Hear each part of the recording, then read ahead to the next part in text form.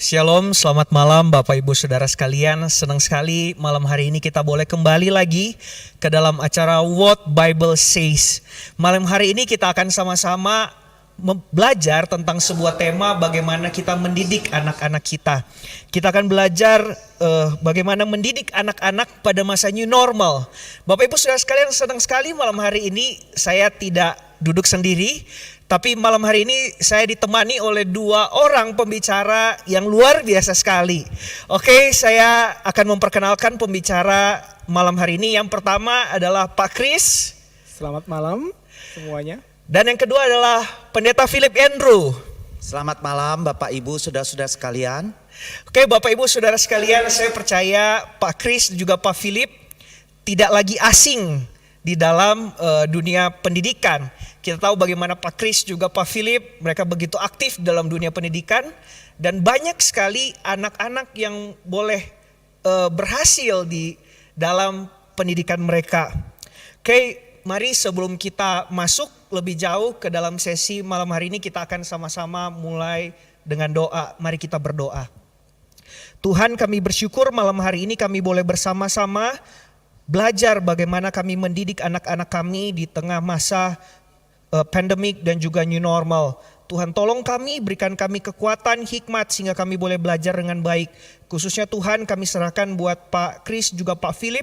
Tuhan, pakai mereka, berkati mereka, tambahkan hikmat, kekuatan, kebijaksanaan sehingga mereka boleh jadi berkat buat setiap kami. Ini doa kami Tuhan, demi nama Tuhan Yesus kami berdoa. Amin. Amin. Oke, Pak Kris, Pak Philip, senang sekali malam hari ini kita boleh bersama-sama di malam hari ini untuk sama-sama belajar ya tentang bagaimana mendidik anak di masa new normal. Pak Kris sama Pak Philip ini kan sibuk banget ya. Nah, mungkin bisa ceritakan dulu nggak bagaimana Pak Philip juga Pak Kris bisa mengatur waktu antara pekerjaan, pelayanan dan juga keluarga selama ini khususnya di dalam waktu PSBB ini. Mungkin boleh mulai dari Pak Kris. Ya. Terima kasih Pak Agraya, kesempatan yang baik, Bapak Ibu, saudara semuanya yang di rumah. Memang di dalam kehidupan ini nomor satu adalah Tuhan dan itu harus. Tetapi bagaimana kita bisa tahu bahwa kita itu nomor satu adalah Tuhan, yang tahu adalah keluarga. Oleh sebab itu praktik hukum utama dan terutama itu hukum kasih itu harus dipraktikkan ya. Dan saya sebagai suami itu tahu bahwa siapa sih sesama saya itu adalah istri dan anak saya. Dan mereka yang tahu persis bahwa apakah papahnya ini mencintai Tuhan atau tidak, itu tentu adalah istri atau anak. Jadi yang paling saya utamakan adalah kualitas di dalam keluarga, pertemuan ya. Jadi pelayanan oke, pekerjaan oke, tetapi ketika kita punya waktu, kualitas itulah yang diutamakan. Jadi ketika waktu sempit karena habis oleh pekerjaan dan pelayanan, tetapi keluarga itu kualitasnya harus bagus walaupun waktunya sempit gitu ya. Oke, jadi bisa dikatakan Pak Kris kita bagaimana berusaha ya untuk otentik antara di pekerjaan, pelayanan juga di rumah. Betul. Oke, wah ini sebuah hal yang harus kita notes baik-baik, bagaimana kita jangan sampai jadi pribadi yang berbeda. Di luar beda, di rumah beda. Keluarga kita paling tahu diri kita. Oke, Bapak Ibu Saudara sekalian, saya ingin mengingatkan bahwa acara ini adalah live streaming. Jadi buat Bapak Ibu Saudara sekalian yang mungkin ada pertanyaan, ada hal-hal yang menjadi pergumulan Bapak Ibu Saudara dan rindu untuk ditanyakan, Bapak Ibu Saudara bisa langsung menuliskan pertanyaan Bapak Ibu di live chat yang ada di channel YouTube BCS Bandung. Dan kita akan sama-sama langsung bertanya kepada pembicara kita malam hari ini. Oke, Pak Philip, mungkin Pak Philip boleh bercerita tentang bagaimana Pak Philip bisa mengatur waktu dengan keluarga, pelayanan, dan di dalam kehidupan sehari-hari. Apalagi ini khususnya untuk di masa virus ini ya. Oke, baik. Saya bersyukur di masa virus corona ini adalah ada waktu bisa bersama dengan anak untuk makan. Ya, makan siang bersama, lebih ada waktu. Jadi saya juga setuju dengan apa yang Pak Kris katakan bahwa membangun komunitas itu untuk mau mengajak anak supaya boleh makan bersama-sama dengan kita, bukan waktu dia besar. Tetapi sejak kecil sudah membangun bagaimana ada kesempatan, ada waktu makan bersama dengan dia sejak kecil.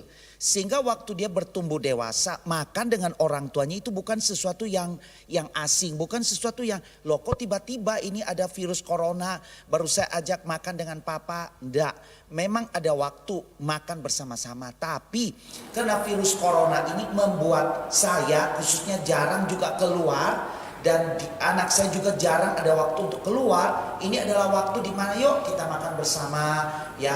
Nah, kenapa perlu waktu makan itu juga waktu ngobrol. Waktu makan itu waktu bukan hanya kita mulai dengan doa, tapi waktu untuk ngobrol. Habis ini mau bagaimana? Nanti bagaimana menghadapi keadaan ini harus bagaimana? Oke. Berarti benar-benar menggunakan kesempatan itu Pak Philip ya, Iya. khususnya waktu makan ya. Betul. Oke, memang dalam waktu makan kita bisa ngobrol banyak Betul. hal. Oke, Pak Kris, kita kenal udah lama sekali di dalam dunia pendidikan ya. Mungkin Pak Kris boleh cerita sedikit kenapa sih Pak Kris boleh masuk ke dalam dunia pendidikan? Saya dengar-dengar Pak Kris sarjana psikologi ya Pak Kris ya. Ya, betul. Ya. Kok bisa masuk ke dalam dunia pendidikan nih? Gimana nih ceritanya nih? Sebenarnya kisah ini adalah kisah pribadi keluarga sebenarnya. Mama saya adalah seorang perawat di Yayasan Pendidikan Anak Cacat yang punya sekolah YPAC. Mama saya punya spesialis itu anak cerebral palsy. Jadi anak-anak yang lumpuh secara otak dan fisik. Namun melalui kesetiaan mama itu melatih dibawa ke rumah. Anak itu dilatih dengan ya gaya dibanting-banting itulah supaya sarafnya bergerak. Membuat itu menempel dalam benak saya. Jadi figur mama itu menempel pada diri saya. Figur orang tua yaitu mama itu menempel pada saya. Dan saya sepertinya kok saya pingin juga seperti mama. Ketika saya masuk sekolah di TK, saya punya figur guru. Guru yang kok guru itu baik gitu. Kemudian juga masuk SD, saya ketemu guru yang ketika saya nggak bisa matematika, saya diingatkan gitu, kamu bisa. Kemudian saya masuk SMP juga, ketika saya terlambat, kepala sekolahnya dia berdiri di depan naik sepeda, saya nggak boleh masuk. Dan saya diajari disiplin, dan saya ingat, hebat juga itu. Kemudian SMA pun saya ketemu dengan seorang guru. Dan itulah yang membuat saya, kayaknya saya ini punya keinginan untuk membalas mereka menjadi guru begitu. Dan saya masuk dunia pendidikan, di psikologi pendidikan. Kemudian saya kok di dalam lab itu saya sering melihat ketika saya praktik sebagai mahasiswa, saya lihat anak-anak ini kayaknya bisa dibentuk begitu. Dan kapan saya tidak hanya melihat seperti akuarium gitu, tetapi saya praktik langsung begitu. Dan itulah yang mendorong saya, udahlah saya di dunia pendidikan. Begitu Pak. Jadi dari figur seorang ibu, ketemu figur guru itu menegaskan kembali begitu. Bahwa saya kayaknya jadi guru saja begitu. Ya, berarti Pak Kris benar-benar figur guru itu membekas sekali dalam Betul. Pak Kris Ya, ya. keteladanan seorang guru itu membekas dan itu bisa mengimitasi loh ya. Jadi mengimitasi seseorang. Jadi kalau guru cerita seorang menjadi seorang dokter begitu ya. Dokter tuh begini. Nah, figur yang diceritakan guru itu nempel dan itu memotivasi seorang siswa. Ya, jadi saya katakan peran guru itu adalah menimbulkan minat imitasi seorang anak pada profesi gitu. Wah, benar-benar profesi seorang guru ini bukan sesuatu yang main-main Pak Kris ya. Iya. Tapi bagaimana panggilan itu benar-benar berbicara buat setiap anak-anak. Betul. Oke, Pak Philip, bagaimana seharusnya kita mendidik anak? Kira-kira kalau menurut firman Tuhan, apa yang firman Tuhan katakan bagi kita untuk kita mendidik anak? Saya paling senang di bagian ini ya. Kalau kita melihat di dalam Alkitab, hanya ada 3 bagian di dalam Alkitab itu yang memakai istilah didiklah. Didiklah orang muda menurut jalan yang patut baginya. maka pada masa tuanya pun ia tidak akan menyimpang daripada jalan itu. Ini terdapat di dalam Amsal 22 ayat 6. Dan yang kedua Amsal 29 ayat yang ke-17. Didiklah anakmu maka ia akan memberikan ketentraman kepadamu dan mendatangkan sukacita kepadamu. Dan bagian yang terakhir di dalam Efesus 6 ayat yang keempat yang berkata demikian. Dan kamu bapak-bapak, janganlah bangkitkan amarah di dalam hati anak-anakmu, tetapi didiklah mereka di dalam ajaran dan nasihat Tuhan. Nah, dari ketiga ayat ini yang kita baca tadi, selalu kalau kita perhatikan mulai dari didiklah orang muda, didiklah anakmu sejak muda, bukan nanti ya. Didiklah mereka sejak muda di dalam ajaran dan nasihat Tuhan. Saya rasa ini adalah kebenaran firman Tuhan yang paling berharga. Ya, bagaimana Amsal ini mengingatkan didik sejak kecil, didik anak sejak muda, dan bagaimana didik mereka di dalam ajaran kebenaran firman Tuhan. Nah, hari ini ketika kita melihat banyak anak bermasalah, sangat sederhana. Bukan soal tidak punya uang. Banyak keluarga yang tidak punya uang, tetapi relasi ayah dengan anak, relasi papa dengan mama, relasi papa dengan anak baik, mendidik mereka di dalam kebenaran firman Tuhan, anak itu jadi orang. Justru banyak orang yang mengira, yang penting cukupkan biaya anak itu, memberikan kebutuhan mereka, tapi lupa bahwa yang dibutuhkan anak itu sebenarnya bukan itu, tapi kehadiran orang tua. Bagaimana orang tua dekat dengan anak, mendidik anak, boleh berbicara dan di dalam kebenaran firman Tuhan. Saya rasa ini yang paling penting. Dan hari ini kalau kita melihat anak-anak hari ini, mereka menjadi nakal, menjadi berandal, mereka melawan guru, melawan orang tua. Karena ketiadaan figur ayah yang menjadi seorang imam, seorang kepala di tengah-tengah keluarga, menjadi teladan dengan sejak anak masih kecil. Oke, Pak Philip, berarti pentingnya seorang teladan ya di dalam keluarga orang tua ya. Nah, Pak Philip, mungkin apa yang Sekolah Kalam Kudus lakukan terhadap hal ini, khususnya bagi ya banyak sekali kita harus akui anak-anak yang saat ini tuh broken home. Nah, mungkin apa komitmen Sekolah Kalam Kudus yang dilakukan selama ini untuk anak-anak yang demikian? Ya, saya menyadari bukan hanya di Sekolah Kalam Kudus, tetapi boleh dikatakan di antara banyak sekolah menghadapi kondisi keadaan di mana para orang tua hanya memikirkan bagaimana mendidik anak di dalam pengetahuan. Padahal yang benar itu kita membangun manusia jauh lebih penting daripada membangun pengetahuan. Pengetahuan itu akan ikut ketika kita membangun manusianya. Yang krisis terbesar hari ini bukan ketiadaan materi, uang dan lain sebagainya. Tetapi ketiadaan bagaimana figur orang tua menjadi teladan bagi anak, dan bagaimana anak itu merasa mereka itu menjadi perhatian dari orang tuanya, dan orang tuanya punya hati yang utama membangun anak itu. Jadi membangun manusia jauh lebih penting daripada kita membangun ilmu pengetahuan. Banyak anak-anak hari ini mereka udah disekolahkan orang tua dari TK, SMA, kuliah, S1, S2, S3, tetapi dia meninggalkan orang tua. Bye-bye, tidak ada relasi dengan orang tua. Karena yang ditekankan oleh orang tua hanya uang. Yang ditekankan orang tua asal kamu berhasil, kamu sukses, kamu kalau dapat ranking, kamu berhasil. Papa dibanggakan, mama dibanggakan. Lupa membangun anak itu. Dan anak seringkali tidak mengalami melihat ada figur di tengah-tengah keluarga. Mereka melihat papa mama berkelahi. Mereka melihat papa masih merokok, papa suka emosi, pergi malam pulang pagi, tidak ada keteladanan sehingga menghasilkan anak-anak yang memberontak kepada orang tua. Pak Philip, sekolah Kalam Kudus memang mengarahkan pendidikan ke pengetahuan. Betul. Tetapi yang saya tahu adalah sekolah Kalam Kudus juga mengarahkan pendidikan ke iman dan juga karakter ya Pak Philip ya. Nah mungkin bisa ceritakan apa yang sudah sekolah Kalam Kudus lakukan selama ini mengenai hal ini. Ya, baik. Saya rasa di sekolah Kalam Kudus ini dimulai salah satu panggilan terbesar bukan hanya di dalam hal pendidikan, mengisi otak.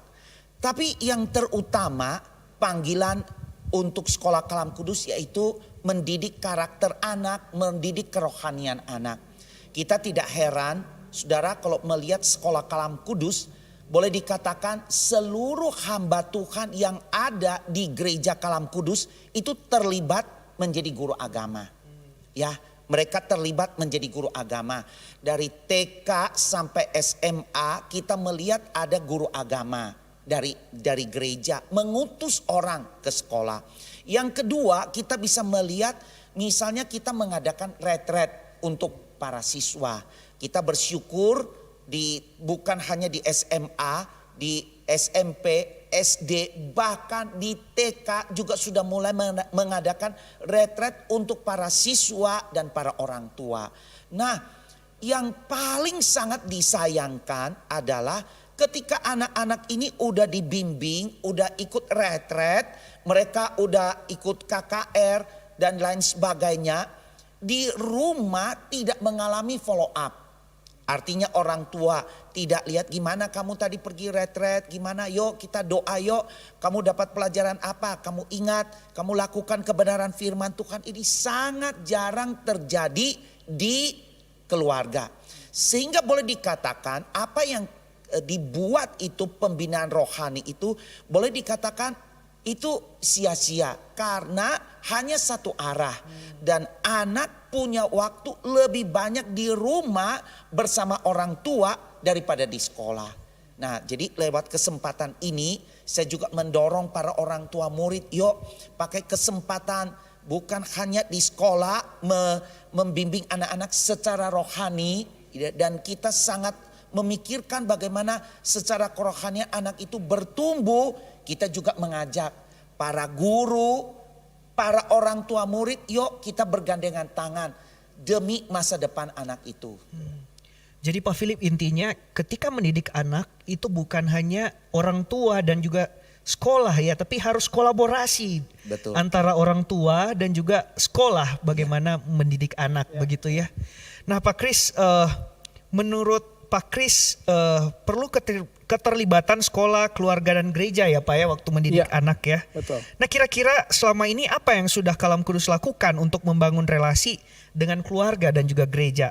Ya, seperti yang dikatakan oleh Pendeta Philip tadi, bahwa memang selama ini setiap kegiatan yang diadakan oleh sekolah, khususnya hal-hal kerohanian, itu kita melibatkan orang tua.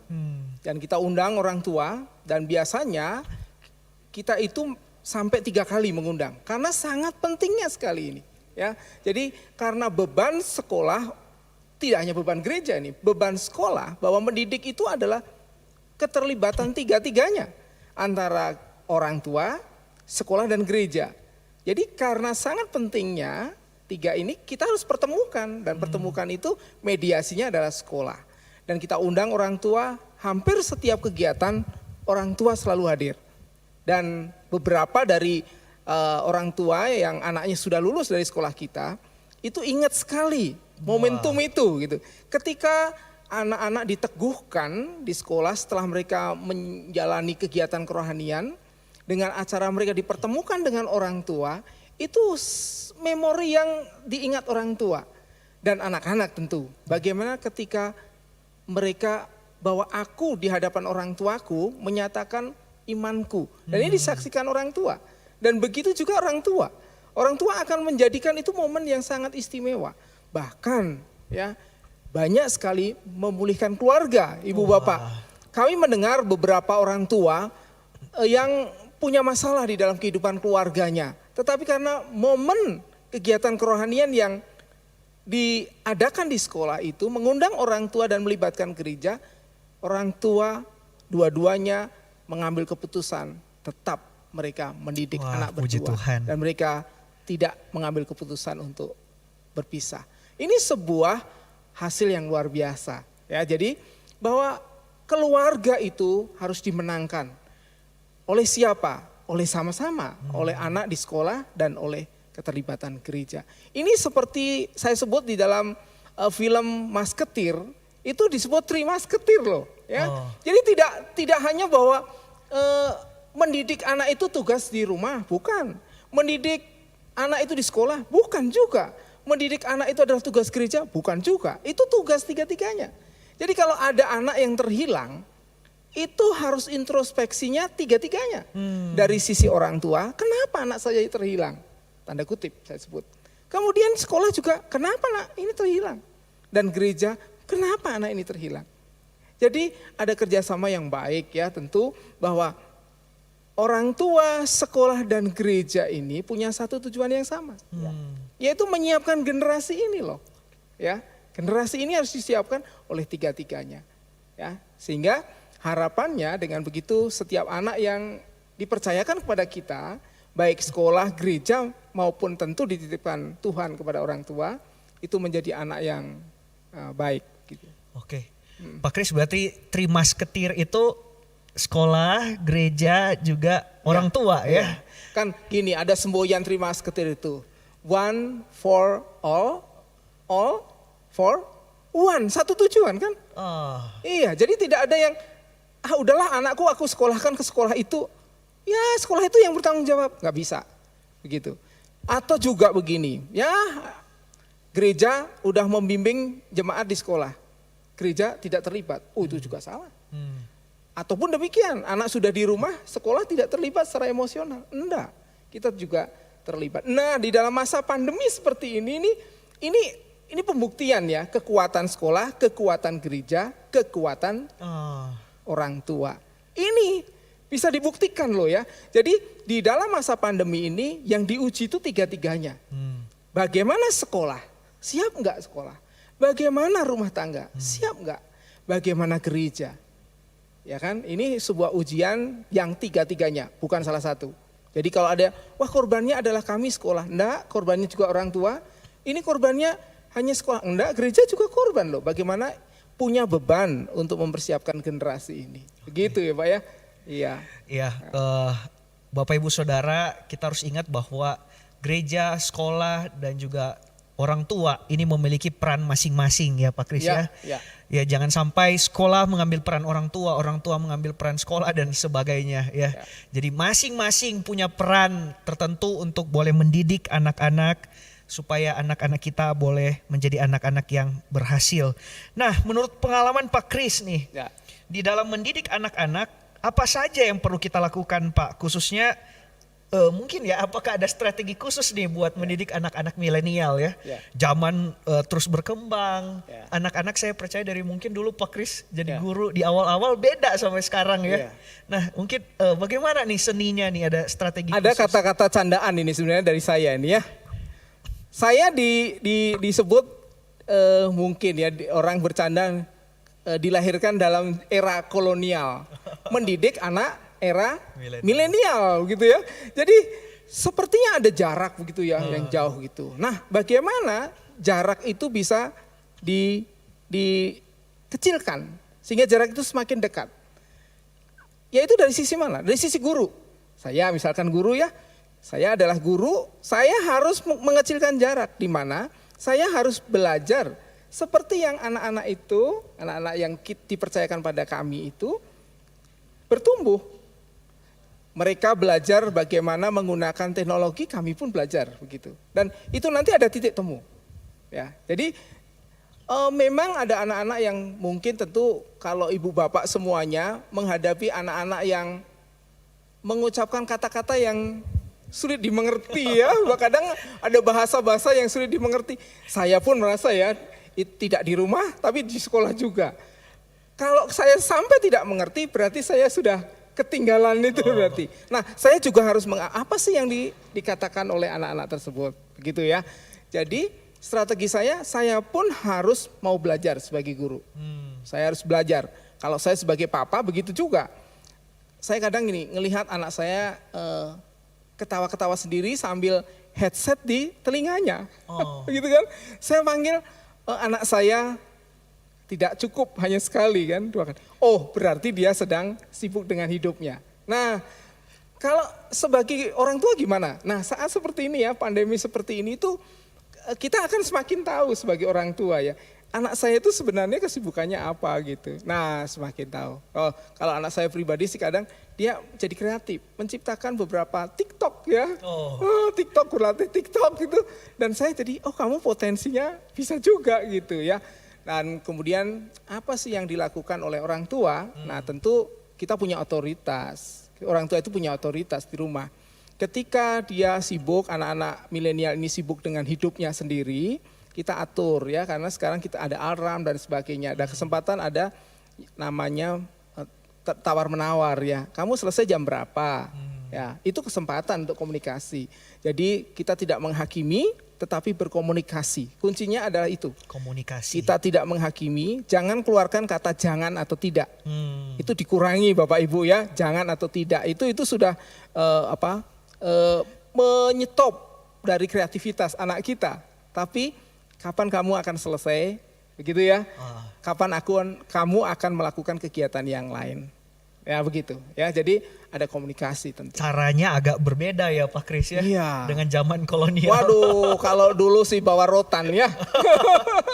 Kalau sekarang mungkin pertemanan ya Pak Kris ya. Iya. Nah mungkin menarik sekali, saya pengen mungkin bisa dengar ya pengalaman Pak Kris ketika mendidik anak-anak milenial di sekolah nih. Iya. Nah anak-anak milenial kan terkesan lebih pengen aktualisasi diri, tapi juga memberontak ya, kayak Pak Kris bilang. Kalau ngomong jangan tuh mereka malah lakukan. Betul. Nah ini gimana nih cara buat mendidik mereka di sekolah nih? Iya. Ini anak SMA itu punya keunikan ya, anak remaja SMA itu ya. Jadi bagaimana kita bisa diterima, dalam tanda diterima apa yang kita sampaikan begitu. Kita harus menjadi teman dalam arti apa yang kamu inginkan kami dengarkan dulu begitu. Jadi jangan kita seperti di posisi di atas. Tetapi kita itu seperti mitra sebenarnya. Kita ingin sedang membangun mitra. Dengan anak-anak milenial itu kita membangun mitra, kemitraan. Jadi kamu punya ide apa, kamu keinginannya apa begitu. Jangan dikatakan jangan ya, jangan atau awas kamu nanti, ya itu tidak akan bertumbuh ya. Karena anak-anak ini punya potensi dan kreativitas yang tinggi. Misalkan dia punya keinginan yang ide yang aneh-aneh kadang ya, kita adu argumentasi ya. Kenapa kamu ngambil ide itu? Menurut kamu caranya gimana? Nah ini itu akan membuat anak menjadi kreatif. Ketika dia tidak dari awal di stop, tetapi diajak untuk komunikasi. Nah anak-anak SMA harus model seperti itu.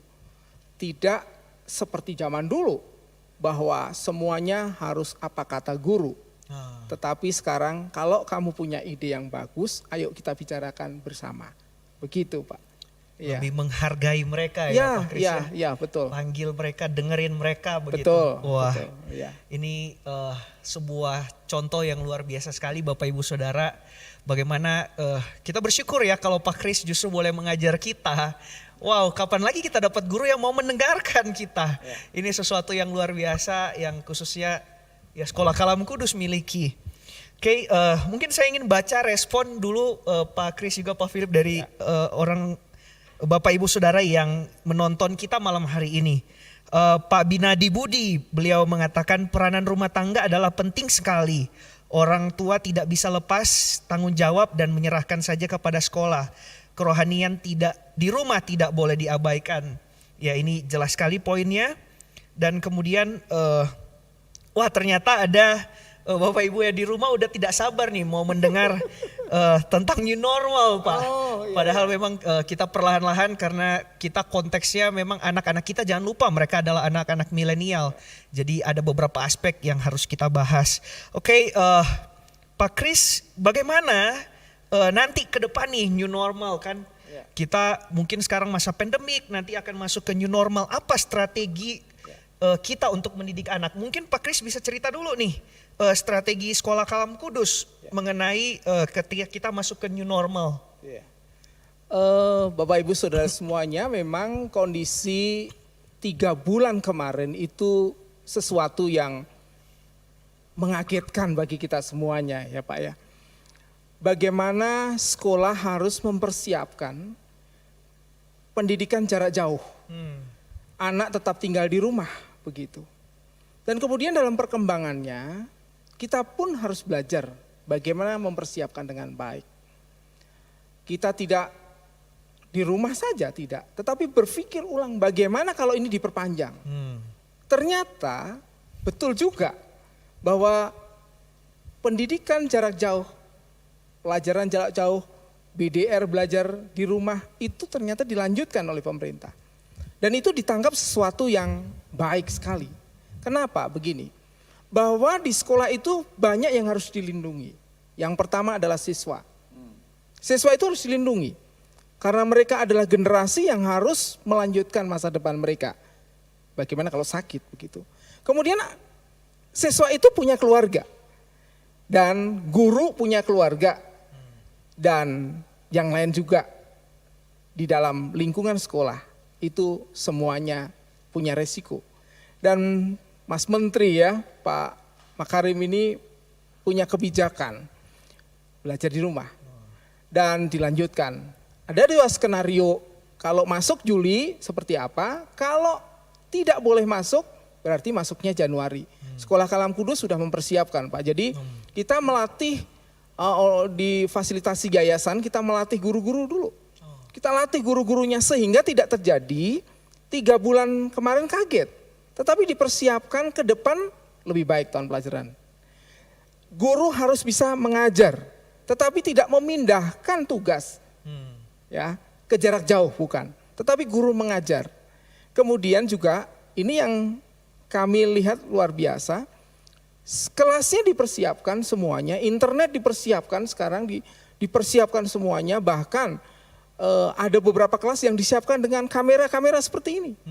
Sehingga ini juga akan memfasilitasi guru yang mungkin memiliki kesulitan di dalam menyampaikan. Dan bahkan kabar baiknya, anak-anak kita batasi yang internet di rumahnya mengalami kendala, kita undang secara terjadwal dengan diatur. Pak, anak saya mengalami kesulitan. Nah, kita buatkan kelas-kelas di mana anak tersebut bisa hadir dengan internet yang cukup baik. Kita sediakan laptopnya semuanya, satu-satu begitu ya. Dan juga secara protokol kesehatan kita sudah bisa lihat ya, ada tempat cuci tangan, nanti anak khususnya SMA kami sediakan masker satu-satu, kemudian face shield satu-satu, penutup wajahnya, dan protokol kesehatan diatur oleh sedemikian rupa oleh yayasan. Jadi ada syarat-syarat tertentu secara kesehatan yang sudah dipersiapkan. Dan juga persiapan guru. Jadi ini kalau dikatakan bahwa PJJ ini mudah, sangat tidak mudah buat guru. Karena kami harus mengajar dan belajar. Bagaimana mempersiapkan materi pelajaran bisa dinikmati anak di rumah begitu. Nah, ini yang tugas yang kami pun harus belajar saat liburan ini. Kami tidak diberikan libur, kami guru-guru tidak diberikan libur, tetapi kami belajar. Dibekali lagi oleh narasumber dari beberapa perguruan tinggi yang menjadi mitra sekolah kita. Supaya betul-betul sajian pelajaran itu betul-betul kreatif dan menarik. Begitu, Pak. Oke, Pak Kris, berarti Sekolah Kalam Kudus benar-benar serius menghadapi new normal ini. Tentu. Benar-benar mempersiapkan SDM. Ya. Guru-guru ya. Ya. Bagaimana boleh bekerja keras, belajar teknologi. Betul. Dan juga infrastruktur ya Pak ya. Ya, jadi ini hampir semua unit dipersiapkan beberapa kelas. Kelas itu adalah kelas untuk belajar dan mengajar. Jarak jauh tentu. Ada webcam, ada kamera-kamera dan kekuatan internet yang bagus sehingga tidak akan mengalami gangguan. Dan ini membutuhkan biaya yang banyak.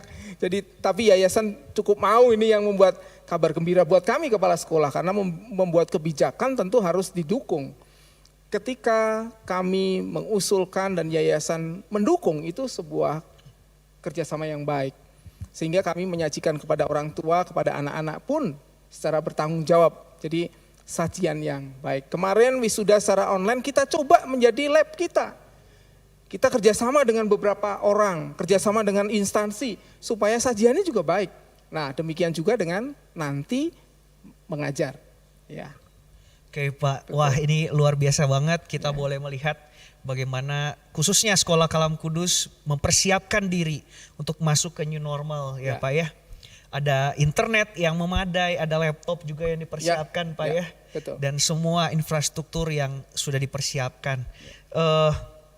Mungkin Pak Philip, Pak Kris, kan kita memasuki new normal nih.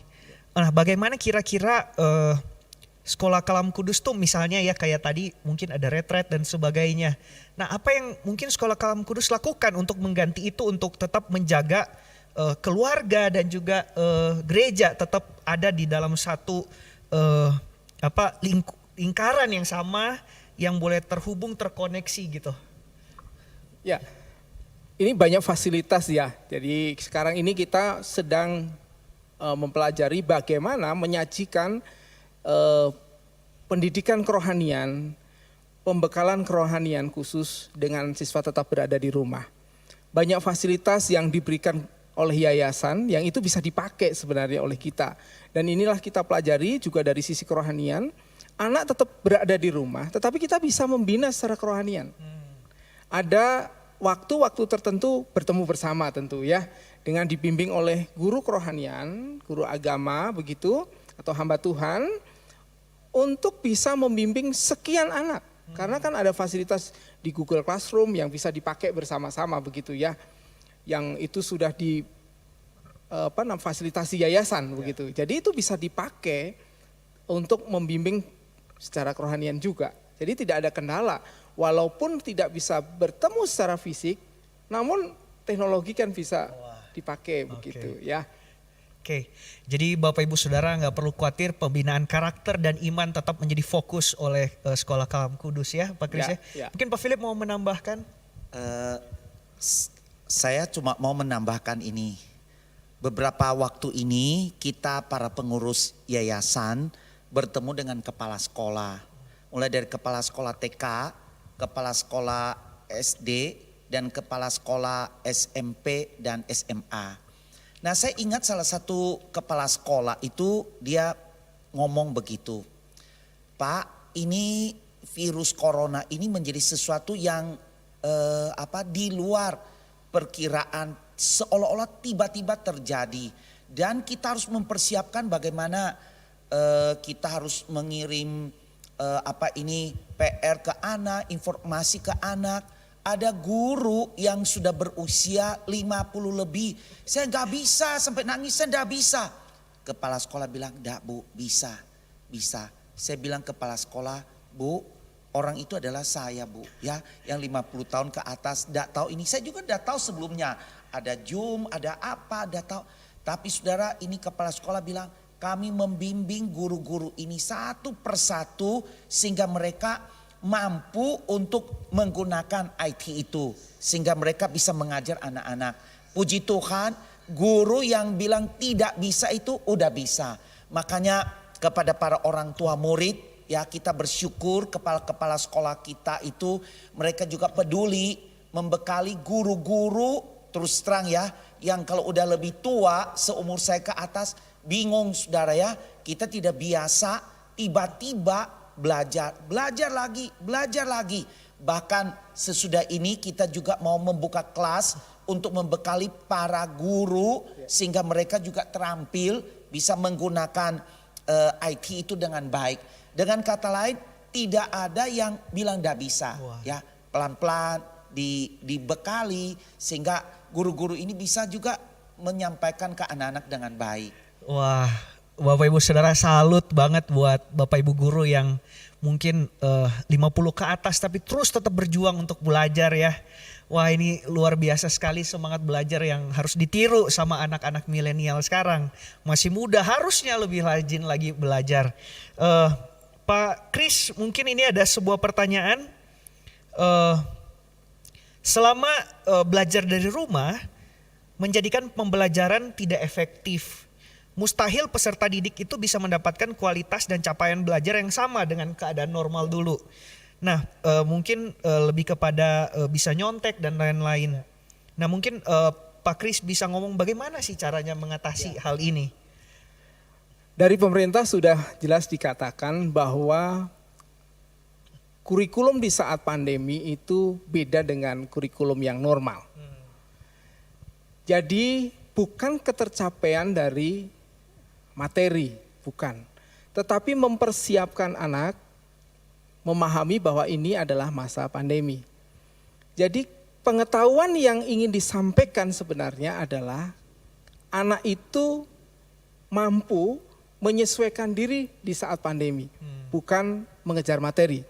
Karena dengan tidak adanya tatap muka, tentu dari silabus RPP rencana pengajaran itu tidak tercapai secara ideal begitu ya. Tetapi ada batasan di mana yang diberikan oleh pemerintah yang ingin dikejar. Satu, anak sehat. Peserta didik harus sehat. Oke. Itu yang dikejar. Demikian juga dengan KPAI ya. Itu sangat-sangat melindungi bahwa anak jangan dibuat capek. Ya.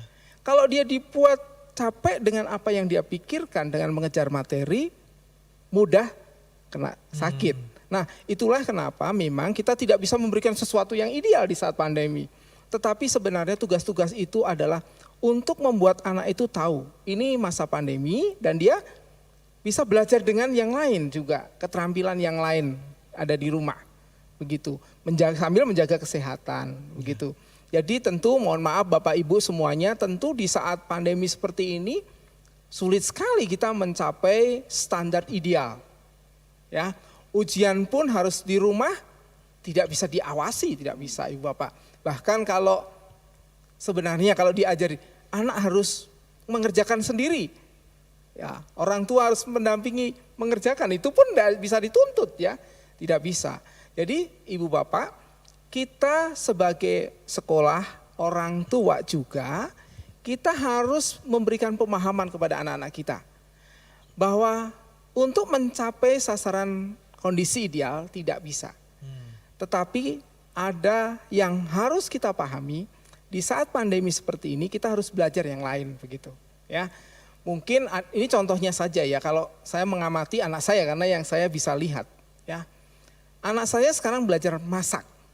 Ya, dia belajar masak dan dia melakukan sendiri. Untuk ulangan, ya kadang jujur saya sebagai orang tua, kamu jujur ya, tetapi tetap anak kita pasti berpikir, aku bisa lihat juga begitu. Nah, jadi yang diuji sebenarnya adalah kecakapan yang lain lah yang harus anak itu miliki ketika di rumah. Kecakapan menjaga kesehatan, mengatur pola hidupnya begitu. Walaupun Ibu Bapak jujur ya, jam game mereka lebih panjang ya Ibu Bapak ya. Jadi mereka semakin banyak kegiatan mainnya ya.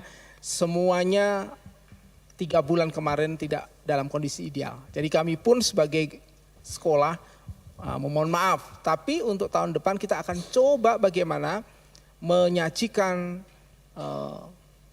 pengetahuan, mengajar dari sekolah, mengajar dari rumah, bisa disampaikan kepada setiap anak. Tentu dengan kurikulum yang sudah diatur oleh pemerintah. Itu yang ingin kita capai.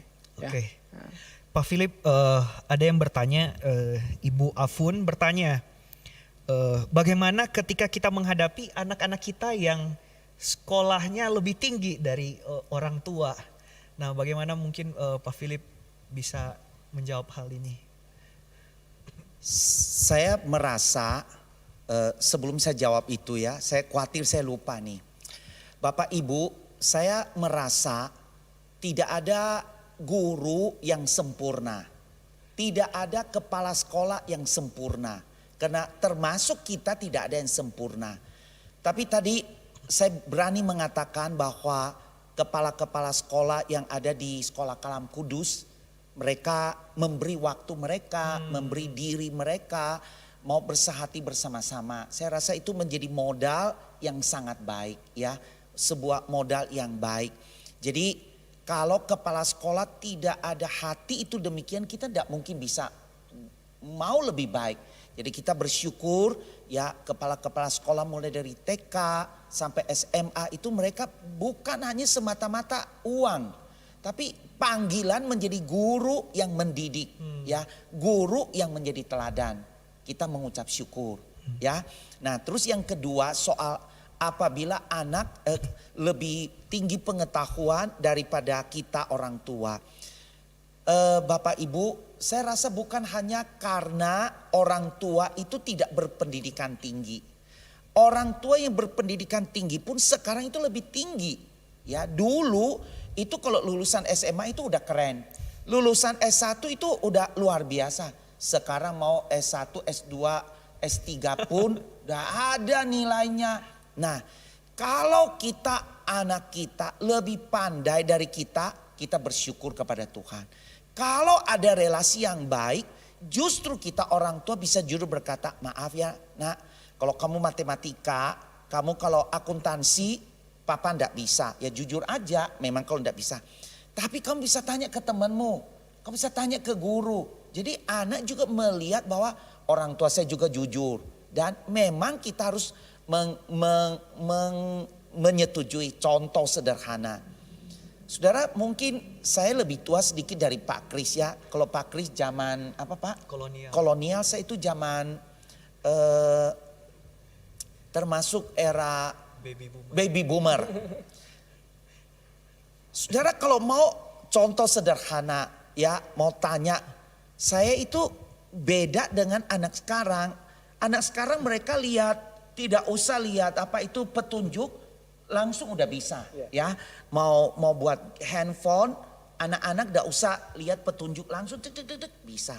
Kita orang tua pakai handphone, udah pakai petunjuk pun tetap tidak bisa.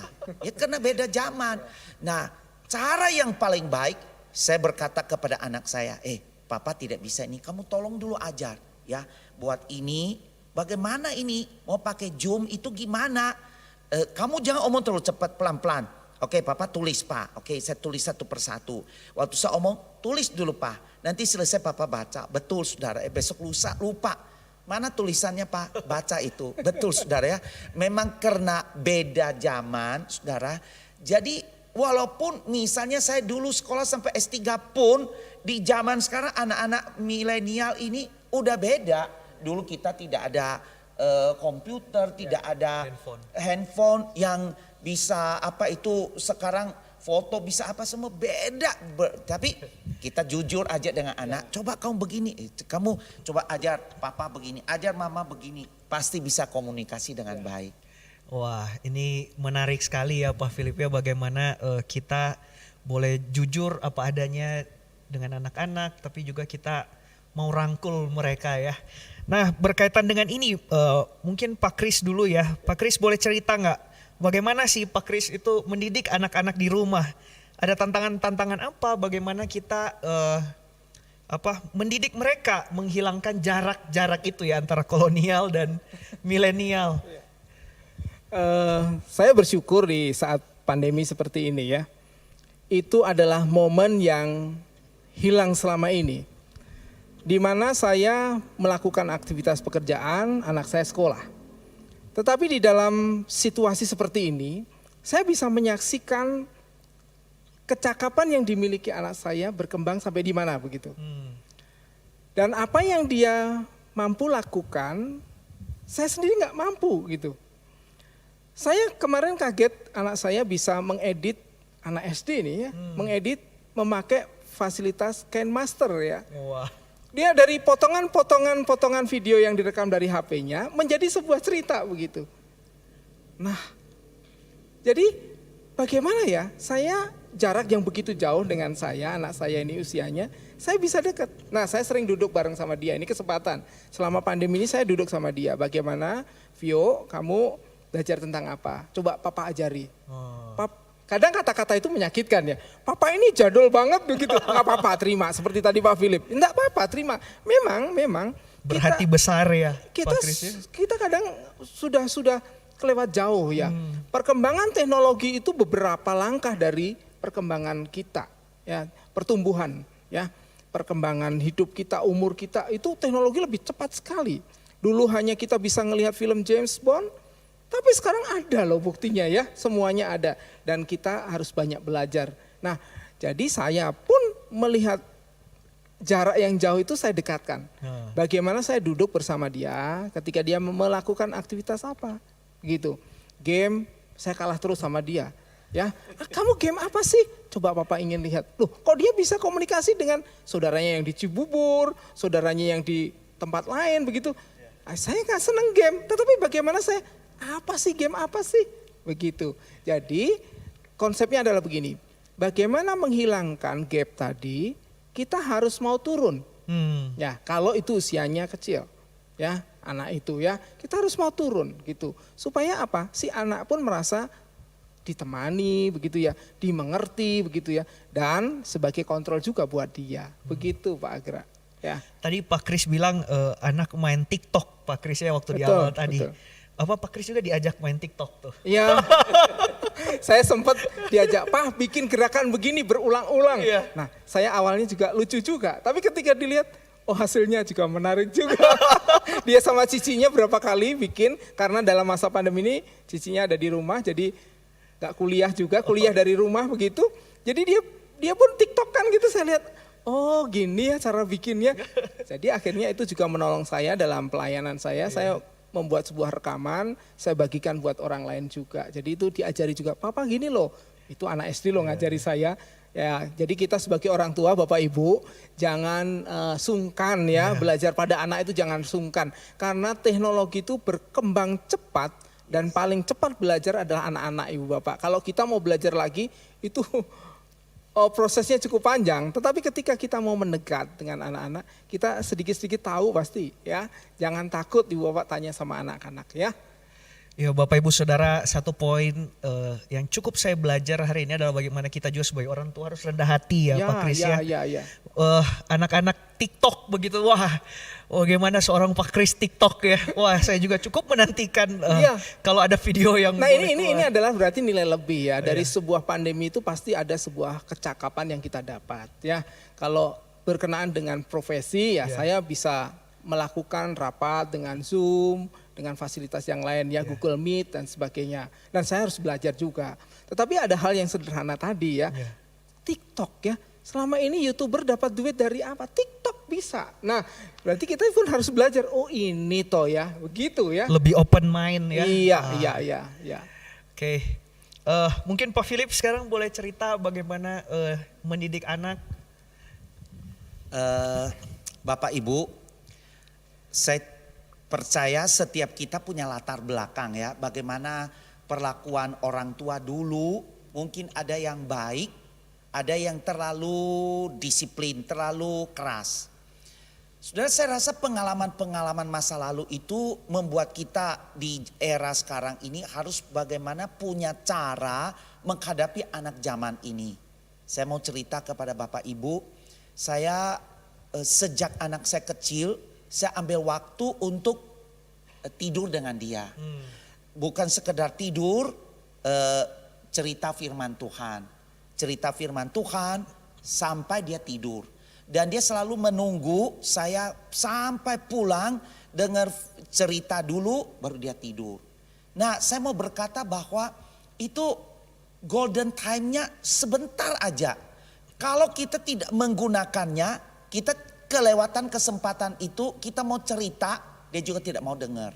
Jadi mumpung masih kecil, ajak dia ngomong, ajak dia ngobrol gitu, cerita firman Tuhan.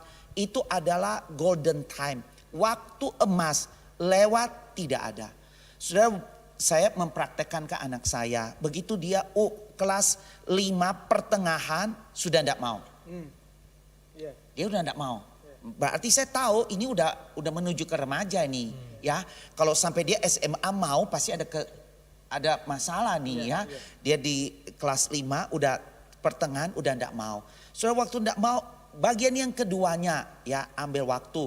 Sebelum dia tidur, saya ajak doa. Sebelum tidur saya bisa tidur di kamarnya, ngobrol-ngobrol. Dan saya punya sebuah komitmen, tidak boleh kunci kamar. Antara saya dengan anak saya ada connecting door, jangan kunci. Dan di kamar kami masing-masing tidak boleh ada lemari yang dikunci. Sehingga tidak ada rahasia. Jadi di lemari saya tidak ada yang rahasia, di anak saya tidak ada rahasia. handphone tidak boleh pakai Password. Jadi tidak ada yang tersembunyi, tidak ada rahasia. Nah, saya pikir itu adalah salah satu cara yang kita hanya dapat lakukan pada waktu golden time, itu waktu keemasan, lakukan. Udah lewat, sudah tidak bisa. Nah, sekarang ini levelnya lain lagi. Jadi benih-benih apa yang sudah tertanam ini sekarang tinggal kita ngobrol, ya. Ngobrol. Mulai dari saya kalau pagi mau ke sekolah, saya pasti omong dulu ke anak saya. Dia belum bangun. Papa pamit dulu ya, mau pergi ke sekolah. Pulang jam berapa? Jam sekian. Oke. Sehingga membuat dia kalau mau keluar, dia pasti bilang, "Pa, saya mau pergi dulu." Jadi anak melihat apa yang kita buat. Nah, kepada Bapak Ibu, khususnya para orang tua murid, kalau ada undangan di sekolah, saya sangat rindu kalau suami istri datang bersama-sama. Saudara, para bapak memang kerja, berikanlah waktumu datang ke sekolah. Tunjukkan ke anakmu bahwa papa peduli. Jangan sampai anak bilang, papa saya mah enggak pernah datang. Itu papa orang lain coba datang. Berikan waktumu, izin ke kantor. Datang karena itu golden time. Begitu lewat, sepertinya di SMA tidak perlu orang tua. Ya Pak ya. Nah, cuma sampai SMA, saudara, kita mau lagi juga enggak ada. Jadi saya sharing bagaimana saya tidak mengatakan saya paling berhasil, tetapi itu yang saya praktekkan untuk anak saya. Dan saya kepingin anak saya itu suatu kali bisa melihat figur dari papanya, bisa ngobrol, bisa cerita dan lain sebagainya. Iya Pak Philip, Pak Philip kan sibuk ya. Ya. Pelayanan, wah banyak hal yang harus dikerjakan, bahkan mungkin kadang-kadang anak juga keluarga, maaf ya misalnya udah janji nih mau pergi sama keluarga, tiba-tiba ada yang meninggal. Wah mau gak mau deh harus ngurus kedukaan. Nah mungkin Pak Philip apa yang Pak Philip lakukan dan ada gak perasaan-perasaan bersalah? Ada gak perasaan-perasaan yang aduh sedih juga ya lihat mungkin Eben seperti itu? Saya ingat waktu saya menjadi pengurus sinode rapat hampir 4 tahun berturut-turut anak saya ulang tahun, saya tidak ada di tempat. Karena mau sidang raya, ada sidang di Jakarta hampir sekitar 3 tahun, 4 tahun. Saya rasa itu adalah waktu yang paling kehilangan gitu ya. Dia sedih, dia ulang tahun papanya pergi. Memang saya omong-omong tetapi anak tetap rasa papa itu lebih peduli rapat, peduli orang lain daripada peduli saya. Tapi saya selalu menjelaskan, maaf ya papa kena begini, maaf omong. Jadi ada resiko juga, yaitu anak rasa kok papa itu lebih peduli yang lain. Nah, tapi di sisi lain saya mengaku hal itu, tapi sisi lain juga saya berusaha, dia ulang tahun, dia usahakan untuk hadir sedapat mungkin. Sekarang karena usia sudah lebih besar, jadi sudah lebih enak untuk ngomong. Tapi waktu masih kecil itu keberatan. Papa lebih peduli itu daripada peduli saya. Papa lebih begini. Ngobrol, ngomong. Nah jadi memang ada harga yang harus dibayar. Oke, Bapak Ibu Saudara sekalian. Saya di penghujung ini saya belum mengakhiri, tetapi ada satu tamu istimewa yang saya persiapkan malam hari ini. Saya sengaja bikin surprise ya buat Pak Kris juga Pak Philip. Saya undang tamu spesial malam hari ini untuk boleh join bersama dengan kami. Oke, kita sambut Eben Jonathan Andrew. Halo semuanya. Oke, Bapak Ibu Saudara, Eben ini adalah anak dari Pak Philip ya. Eben, mungkin saya mau bertanya, Eben, boleh nggak kamu cerita ya, bagaimana kamu selama ini ya menjadi anak papa ya? Mungkin kamu ada pikiran nggak kira-kira nih, menyesal atau rasa bagaimana gitu jadi anak seorang pendeta ya. Mungkin kamu bisa ceritakan pengalaman kamu bersama dengan Papa selama ini. Ya. Sebelumnya bentar ya, santai dulu. Deg-degan. On frame. Jadi anak seorang pendeta, seorang gembala sidang dari kecil, dari lahir bahkan ya. Ngerasanya kan dari lahir gitu ya. Gak gampang karena memang dari kecil udah disorot sama orang gitu ya. Udah disorot, udah jadi tanda kutip public figure dari kecil. Gimana kita harus meredam emosi, gimana kita harus apa-apa mau apa, nanti dulu ada orang jangan sampai orang lihat, jangan sampai gak jadi kesaksian yang baik buat orang gitu ya. Mungkin itu sih kalau misalnya dari segi waktu apa mungkin kurang, yaitu gimana kita bisa mengovercome, gimana kita sendiri bisa mengatasi masalah itu sih. Jangan sampai kita jadi orang yang seenaknya mau sendiri, tapi ya harus gimana kita mengatasinya gimana gitu, biar kita jadi orang yang lebih baik. Iya. Apa kamu pernah menyesal dalam tanda kutip atau kamu malah bangga menjadi seorang anak pendeta? Mau ngomong menyesal, ya nggak bisa menyesal juga ya, gimana papanya disuruh nggak jadi pendeta kan nggak bisa gitu ya maksudnya. Tapi lama-lama ya bangga gitu punya papa yang bisa jadi panutan buat orang lain, bisa panutan juga buat keluarga. Gimana kita ngelihat dia hidup buat Tuhan gitu ya, itu sih. Ya puji Tuhan ya, sebuah hal yang baik sekali yang boleh Eben saksikan dari kehidupan Papa. Nah kalau mungkin satu kalimat saya boleh minta dari Eben, kira-kira apa yang Eben bisa simpulkan di dalam kehidupan antara Eben dan juga Papa selama ini? Atau ada yang Eben mau sampaikan ke Papa? Mungkin sampaikan terima kasih aja udah jadi papa yang baik, udah jadi papa yang bisa mengayomi keluarganya dengan baik, itu aja sih. Iya, intinya kamu bangga sama Papa ya. Iya. Oke, kalau dari Pak Philip nih, mumpung ada Eben, mungkin ada hal yang Pak Philip ingin sampaikan ke Eben. Saya juga bangga punya anak seperti Eben gitu ya. Dia banyak hal dia bisa, banyak hal bisa diajak ngomong ya. Saya cuma selalu berpesan Eben, selalu ini menjadi pesan bagi saya, jangan lupa Tuhan ya. Jadi segala sesuatu bisa dilupakan, tidak boleh lupa Tuhan ya. Tuhan berkati. Mungkin ada sedikit sih pesan buat orang-orang di rumah yang nonton gitu ya. Buat anak-anak mungkin yang lagi lihat, yang tadi saya lihat ada ngechat di komen di bawah gitu ya. Ada tadi yang komen cinta sama Pak Kris gitu. Menurut saya saat ini bukan kalian sendiri yang dilihat sama dunia gitu ya. Maksudnya jangan sampai kalian pikir dunia ngejudge kalian kayak kalian sekarang. Saya tahu ada yang nonton sekarang. Saya rasa kalian harus bisa mengatasi masalah-masalah kalian sendiri. Kalian mungkin sekarang tidak bersama keluarga, kalian mungkin sekarang tidak bersama guru-guru yang ada di sekolah. Tapi saya rasa kalian harus bisa mengatasi masalah-masalah yang sedang kalian hadapi. Dan kalian harus tahu juga ke depannya kalian mau jadi orang yang kayak gimana. Saya harap kalian juga bisa mengatasi hal-halnya kayak saya. Itu aja sih. Wah, thank you banget closing statementnya ya.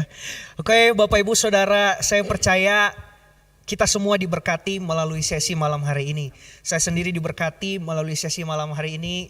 Dan biarlah kita boleh menjadi keluarga yang benar-benar takut akan Tuhan. Kalau kita jadi orang tua, jadilah orang tua yang benar-benar boleh ada hati kepada anak-anak kita. Kalau kita jadi anak-anak, gunakanlah momen-momen yang tepat yang kita boleh jalani bersama dengan keluarga mumpung masih ada kesempatan itu. Oke Bapak Ibu Saudara sekalian, kita akan mengakhiri sesi kita malam hari ini. Saya minta dengan hormat Pak Philip boleh tutup kita di dalam doa. Oke, ya. Sebelum saya berdoa, saya mau baca satu bagian Alkitab ya. Amsal 22 ayat 6. Didiklah orang muda menurut jalan yang patut baginya, maka pada masa tuanya pun ia tidak akan menyimpang daripada jalan itu. Amin. Mari kita berdoa. Bapa kami di surga, kami mengucap syukur malam hari ini kami diberikan kesempatan untuk bersama-sama membagikan pengalaman hidup, membagikan bagaimana hidup kami dipelihara oleh Tuhan, disertai oleh Tuhan. Dan secara khusus kami mengucap syukur untuk penyertaan Tuhan bagi Sekolah Kalam Kudus. Engkau menyediakan para pengurus yayasan yang punya hati yang peduli kepada sekolah ini. Tuhan menyediakan kepala-kepala sekolah. Mereka ada yang mengajar sudah sekian puluh tahun. Mereka memberikan waktu, mereka memberikan hidup mereka. Para guru mulai dari TK sampai SMA. Mereka yang berkomitmen sungguh-sungguh bukan sekedar untuk mencari uang, untuk sekedar mendapatkan honor, tetapi memberikan waktu hidup mereka untuk melayani anak-anak ini, melayani Tuhan. Terima kasih Tuhan, berkati setiap kepala sekolah kami, berkati setiap guru-guru, staf karyawan yang ada di Sekolah Kalam Kudus. Tuhan pakai Sekolah Kalam Kudus bagi kemuliaan nama-Mu. Kami menyerahkan untuk setiap orang tua murid di tengah-tengah situasi corona ini. Ada banyak yang kesulitan di dalam hal keuangan. Ya Tuhan, kami mohon anugerah belas kasihan Tuhan. Ulurkan tangan-Mu, Engkau jamah. Mereka yang sakit Tuhan jamah Engkau pulihkan. Mereka dalam kesulitan ekonomi Tuhan buka jalan bagi mereka. Mereka yang bersandar dan menengadah kepadamu. Kami menyerahkan untuk para siswa kami. Mulai dari TK sampai SMA, Tuhan memberkati mereka. Ada yang sudah lulus, ada yang mau masuk ke perguruan tinggi, Tuhan cukupkan dana yang mereka butuhkan. Mereka yang melanjutkan pendidikan mereka ke SD, ke SMP, ke SMA, Tuhan berkati mereka Tuhan. Belajar dengan baik, mereka boleh berhasil bagi kemuliaan nama-Mu. Terima kasih Bapak, kami mengucap syukur untuk pertemuan malam hari ini. Berkati setiap orang tua murid, setiap siswa yang mengikuti acara ini. Di dalam nama Tuhan Yesus kami mengucap syukur dan berdoa. Amin. Amin. Terima kasih sekali lagi buat Pak Kris, Pak Philip, juga Eben. Thank you Sama-sama. banget malam hari ini. Kita sungguh diberkati ya. Terima Oke, kasih Pak Agra, Pak Kris. Pak Philip. Iya. Bapak Ibu Saudara sekalian, kita akan ketemu lagi minggu depan di acara What the Bible Says. Di jam yang sama, hari yang sama, dengan tema yang berbeda. Selamat malam, Tuhan Yesus memberkati. Tuhan Yesus memberkati.